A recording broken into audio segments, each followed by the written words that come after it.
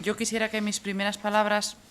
fueran de homenaje y de apoyo a nuestros militares que están destacados en misiones internacionales y a la memoria de los que han perdido la vida y al apoyo de la recuperación de los que han sufrido heridas. Fíjese la paradoja que vivimos hoy en esta comparecencia, señor ministro, que usted comparece, como ya se ha dicho, porque le obliga la ley, pero cumplir las obligaciones que uno tiene no es lo mismo que cumplir la ley. Y el mejor ejemplo de ello son precisamente esos militares que forman parte de esas misiones internacionales, porque ellos cumplen con sus obligaciones mucho más allá de lo que les obliga la ley. Y a mí me gustaría que a usted,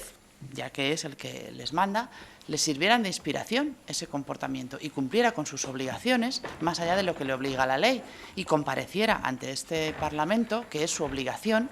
para informar no solo de lo que le obliga la ley, sino de otros muchos asuntos que es su obligación informar y debatir en este Parlamento. E incluso más obligación aún es ya casi de carácter moral cuando usted ha comprometido una comparecencia específica que era para informar sobre el próximo Consejo Europeo, que se empezará mañana, que tiene una carga importante de temas de defensa y después de haberlo prometido ni siquiera eso lo ha cumplido.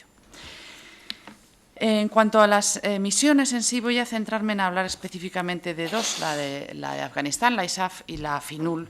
por motivos distintos que se verá a continuación. En primer lugar, quiero destacar respecto a la participación española en ISAF, que ha concluido con éxito este importante reto militar al que nos enfrentábamos con el repliegue de nuestras tropas allí, y es, desde luego, por nuestra parte, una satisfacción poder felicitarle porque ese repliegue que ha tenido lugar se ha llevado a cabo con éxito y, por supuesto, felicitar también a todos los profesionales de las Fuerzas Armadas implicados. La salida de la provincia de Badghis envolvía muchos riesgos de orden operativo y de orden logístico. Hablamos de ellos aquí la última vez, el año pasado, cuando compareció para este mismo asunto. En aquel momento era una perspectiva arriesgada y en este momento es justo decir que se ha llevado a cabo con éxito y es justo felicitarle por ese trabajo bien hecho. La forma de salir traía consigo la posibilidad de pérdidas en la seguridad de los contingentes, algo que se ha superado de forma plausible utilizando los medios que teníamos a nuestro alcance y creo que esto merece la pena ser subrayado. Ahora bien, la misión que teníamos allí, indudablemente, los miembros de las Fuerzas Armadas allí destacados tenían una misión militar que cumplir, pero esa misión tenía unos objetivos políticos. En esta misión de Afganistán es donde más españoles han muerto y creo que, aunque solamente fuera por eso, por muchas razones más, por razones geopolíticas que afectan no solamente a España, sino al mundo entero, pero aunque solamente fuera porque es la misión donde más españoles han muerto, creo que merecería que hiciéramos una evaluación seria y rigurosa, no comentarios así a vuela pluma, de los propósitos políticos que tenía esa misión, los que se han conseguido, los que no, cómo se podrían hacer en el futuro misiones semejantes a esta para que no cometiéramos los mismos errores que hemos cometido, entre ellos, y se me ocurre así a bote pronto, el de no haber definido con claridad el objetivo de la misión desde el primer momento. Inicialmente se habló de que íbamos allí a detener a Bin Laden, luego íbamos a acabar con el terrorismo islamista en su conjunto, después íbamos a llevar la democracia, a liberar a las mujeres, un objetivo cambiante a lo largo de los años que no ha contribuido a que tengamos la percepción clara de si esa misión ha sido un éxito o ha sido un fracaso. Y creo que hoy era el día de hablar de esas cuestiones políticas y no del enfoque tan técnico que usted le ha dado a su comparecencia y que, francamente, a mi grupo no nos deja satisfechos, puesto que las cuestiones técnicas más obvias ya están en el documento que nos ha pasado y que, naturalmente, agradecemos. Respecto a esta misión, le quería hacer algunas preguntas para que precisara, por ejemplo, cuál ha sido el protagonismo de los helicópteros Tigre en los meses de su despliegue y el grado de satisfacción general en cuanto a su uso. Y también la misma pregunta en lo que se refiere a la utilización de los morteros de 81 milímetros de fabricación israelí Kardom. Como indica el Ministerio en el documento de apoyo que hemos recibido para esta comparecencia, en estos momentos son 375 militares españoles distribuidos entre Herat y Kabul los que permanecen en tierras afganas. Queda, por tanto, por configurar el futuro de la misión internacional. Usted ha hecho una referencia excesivamente genérica y, a mi modo de ver, excesivamente centrada en el ámbito internacional, y me gustaría que precisara y especificara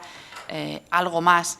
esa revisión de capacidades y esa actuación que las Fuerzas Armadas españolas, que los miembros que quedan allí van a seguir haciendo en los próximos meses.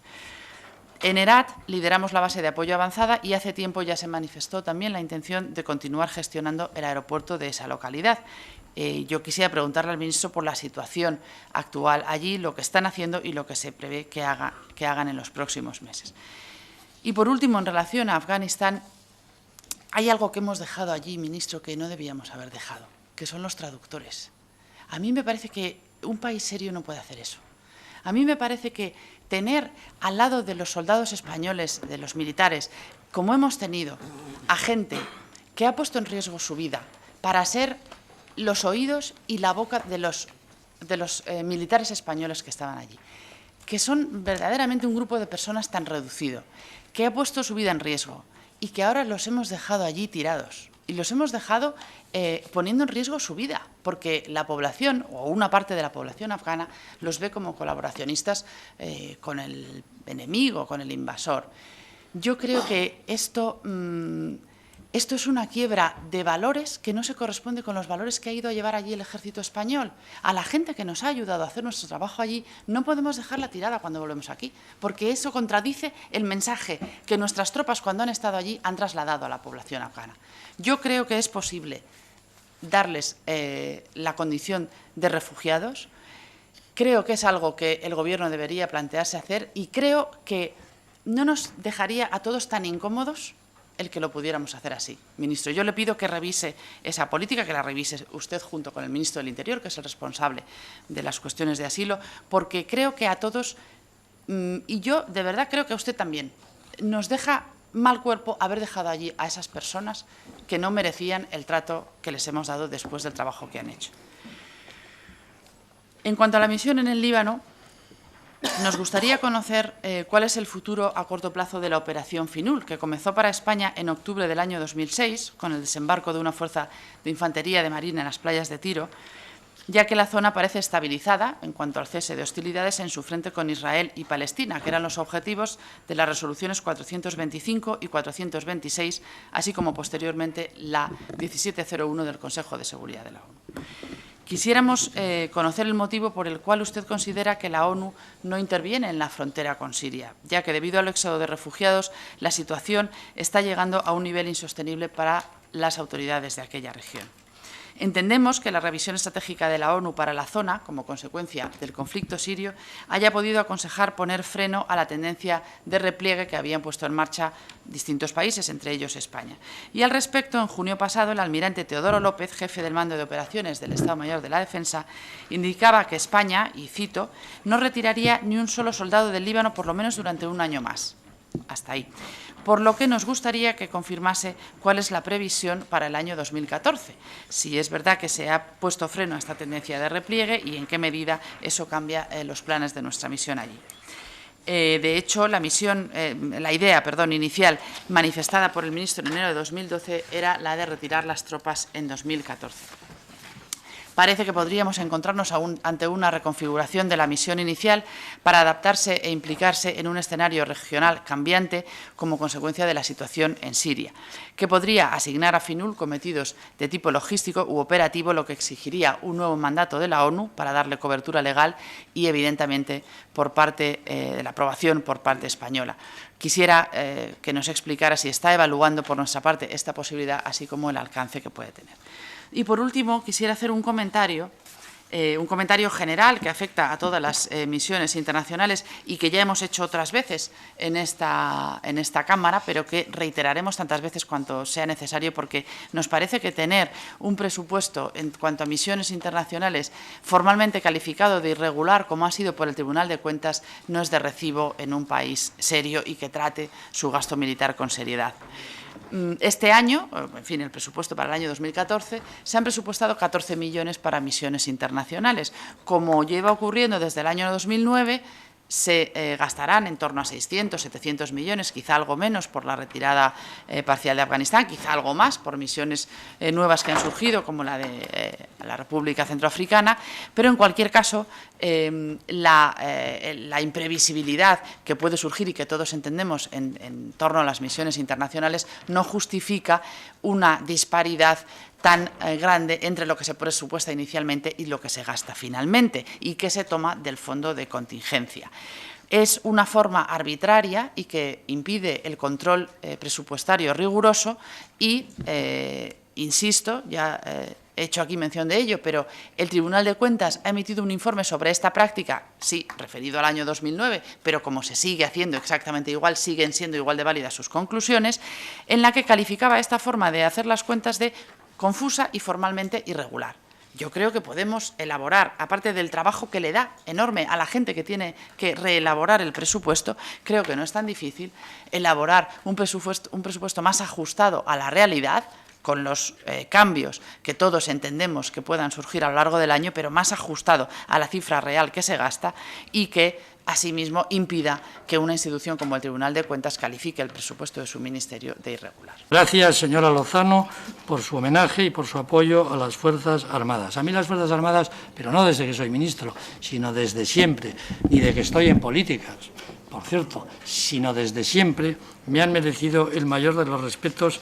y además han sido para mí el mejor de los ejemplos. No, insisto, desde que estoy en política, sino desde siempre. Por lo tanto, en ese sentido, le agradezco que me lo recuerde, pero no es necesario. Ya he contestado a los temas de las comparecencias y al Consejo Europeo ya dije del Consejo Europeo que yo no puedo venir aquí a decir la exposición de España en el Consejo Europeo de Seguridad y Defensa que le compete al presidente del Gobierno. Yo volveré a explicar una vez que el presidente del Gobierno haya establecido cuál es la posición de España a la que nosotros hemos contribuido preparando documentos que luego van a servir al presidente del Consejo Europeo para llevarlos allí y se aprueben o no, depende de lo que decidan los presidentes de los correspondientes gobiernos, y por lo tanto yo no voy a mediatizar, no faltaría más, la posición del presidente del Gobierno con una intervención previa a que esa posición se produzca. Ha habido una posición del Partido Popular y una PNL, un intento de llegar a un acuerdo, de centrarse en un asunto. Y no se ha podido llegar, y yo no voy a entrar de si unos querían poner unas cosas que no venían a cuento y otros no querían. Ha habido un intento honesto de tratar de decirle al Gobierno, en este caso a su presidente, nos interesan estas cosas. ¿No ha habido acuerdo? No ha habido acuerdo, pero el intento ha sido de buena fe, ha sido un intento que podría haber sido útil y a veces las cosas no salen como uno quisiera.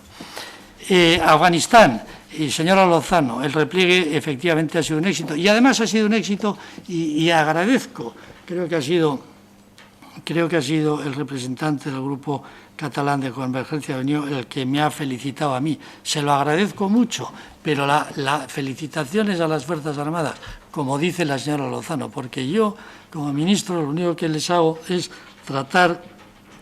de pedirles que pongan, como si fuese necesario, el 100% de sus ojos en el asunto de que las operaciones se hagan dentro de esos tres principios, pero fundamentalmente los repliegues, con cuidado en los temas de seguridad. Me pregunta usted por los propósitos políticos y la definición de objetivos y seguidamente me habla usted de los tigres y de los morteros, casi sin solución de continuidad. Los propósitos políticos en Afganistán están muy claros. Yo creo que hay dos. El primero es, de alguna manera, estabilizar una región del mundo, dotándoles de un sistema. Alguien decía también, el señor Suclá, una democracia avanzada, las democracias más evolucionadas. Pues sí, hay democracias muy evolucionadas, unas no tanto, otras con unas características, otras con otras, pero en general se sirven de los principios del Estado de Derecho, para poder funcionar y garantizar las libertades, la justicia y los derechos de las personas. Y, por lo tanto, en Afganistán lo que queremos llevar es a una situación previa que hemos entendido, y todos deberíamos entender,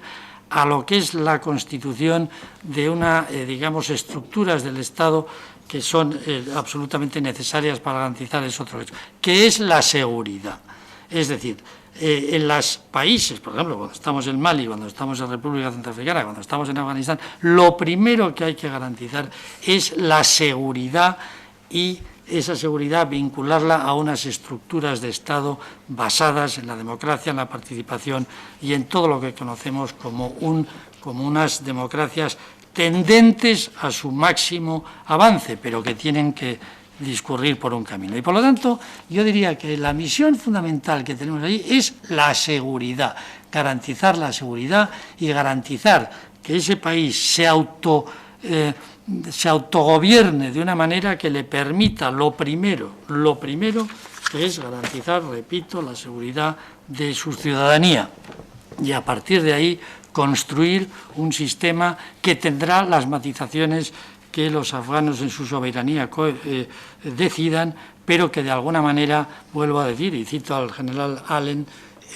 no tiene nada que ver el Afganistán de ahora en derechos, por mucho que el señor Centella lea unos informes que tendrá él y que respeto muchísimo, nada tiene que ver en el Afganistán que escolariza prácticamente el 80% de sus niñas a lo que vimos allí hace 12 años. Por ejemplo, sigue habiendo desastres, evidentemente. Los Tigres y los morteros, los Tigres han sido las garantías, en los helicópteros Tigres, las garantías, o una de las garantías, con la profesionalidad de nuestras Fuerzas Armadas, del repliegue absolutamente eficiente de Kalinao y de las bases adelantadas, pero sobre todo de Kalinao a Herat. Y los morteros han funcionado extraordinariamente bien. Los traductores, voy a hablar al final de los traductores porque todos ustedes se han interesado y les voy a decir lo que hemos hecho por los traductores para que aquí las dos cosas queden claras y nadie se llame a engaño o se deje llevar, digamos, por algún tipo de información que no se compadezca con la realidad. En Líbano, ya le he dicho, ha cambiado la situación, pero no ha cambiado la misión. Es decir, nosotros estamos en Líbano para impedir que Hezbollah e Israel vuelvan a tener enfrentamientos. No estamos en Líbano, ni se prevé estar en Líbano de ninguna manera para hacer cualquier otro tipo de misión relacionada con la seguridad interna del Líbano, que no sea esa, o con algunos aspectos que pudieran estar vinculados con Siria. No está en la previsión, no está en la misión de Naciones Unidas y no nos consta que vaya a estar. En cuanto al presupuesto, evidentemente las cosas, yo creo que los presupuestos tienen una manera, digamos, de hacerse que se podría adecuar más a la realidad. Pero también es verdad que estamos hablando, y yo no voy a hablar ahora de los presupuestos, de los créditos extraordinarios, que también están vinculados a un proceso de negociación con las empresas y que, por lo tanto, sus resultados son aleatorios. En este asunto podríamos aportar, digamos, más cercanía entre lo que creemos que va a ocurrir y lo que ponemos en presupuestos. Pues mire, podríamos haberlo hecho otros años. Este año, precisamente, que viene, en donde las incertidumbres cada vez son mayores, en donde nos vamos a ir con toda seguridad, de alguna forma vamos a avanzar en el repliegue de Afganistán, dependiendo de lo que ocurra en el 2004, pues las incertidumbres son mayores. Yo entiendo y respeto, como no podía ser de otra manera, al Tribunal de Cuentas, pero esta es la forma en la que se ha venido haciendo esto desde hace muchos años. Fórmula que no es la perfecta, obviamente, pero que nos permite una flexibilidad a lo largo del tiempo de unas operaciones que ustedes, sus señorías, controlan desde que nacen hasta que evolucionan o cuando evolucionan y hasta que se terminan. Y por lo tanto, compartiendo con ustedes que se podría hacer de una manera, o se podría haber hecho de una manera más precisa, creo que es una manera suficiente y creo que es la manera en que nosotros, a nivel gobierno, que también hay que entenderlo, tenemos la posibilidad de hacerlo. Y por lo tanto, en ese sentido, pues entiendan ustedes que mañana se aprobarán los presupuestos tal y como los ha planteado el Gobierno a través de su ministro de Hacienda, y allí, a lo largo del año, les iremos contando cuáles son las evoluciones de las misiones para poder precisar cuál va a ser su coste final. Nada más y muchas gracias. Ay, perdón, sí, perdón. Muchas gracias, señor presidente. Los intérpretes. Sí. Vamos a ver, en marzo de 2013, ante la salida programada de las tropas españolas de la provincia de Bagdí, se diseñó y aprobó un programa de acogida para trabajadores afganos que pudiesen quedar en situación de especial riesgo por haber trabajado para organizaciones oficiales españolas. Las medidas de apoyo que se contemplan en el programa aprobado en marzo son las de asignación de un nuevo puesto de trabajo en Afganistán, indemnización para reubicación en otra localidad o traslado a España. Como consecuencia, se recibieron hasta el mes de septiembre 50 solicitudes para acogerse a alguna de las medidas del plan por parte del personal afgano, tanto directamente como a través de la Embajada Española en Kabul. El mando de operaciones efectuó un estudio de todas ellas para determinar el riesgo en el que se encuentran los solicitantes y proponer medidas concretas. Como consecuencia de ese estudio, se ha remitido al Ministerio de Asuntos Exteriores como ministerio competente lo siguiente: concesión de visado para viajar a España o asilo e indemnización para reubicación a 25 personas, 1 con esposa y 2 con esposa e hijo. Indemnización, porque así lo han pedido, a 21 personas. Y pendiente de decisión por no haber finalizado el contrato, 1 persona. Nada más y muchas gracias. En cuanto a los intérpretes y los datos que usted nos ha dado, lamento decirle, y lo digo simplemente con escepticismo, que puesto que hemos recibido muchas informaciones, algunas de ellas se han publicado en prensa respecto a cómo ellos manifestaron haber sido engañados durante el proceso por el cual se les explicaba las posibles vinculaciones que podían seguir teniendo con España. Los tomamos nota, los ponemos en cuarentena y continuaremos investigando e interesándonos por esta situación, porque no terminamos de compartir que esté tan resuelto como usted sugiere.